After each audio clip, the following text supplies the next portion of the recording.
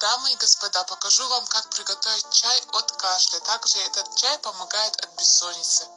Этот чай нам всегда помогает и успокаивает наш кашель. Мы всегда его готовим.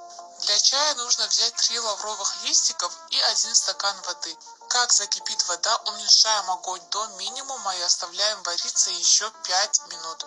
Процеживаем чай через сито, добавляем к нему 2 столовые ложки лимона и 1 чайную ложку меда. Ну все, наш чай готов. Не болейте. Желаю вам здоровья.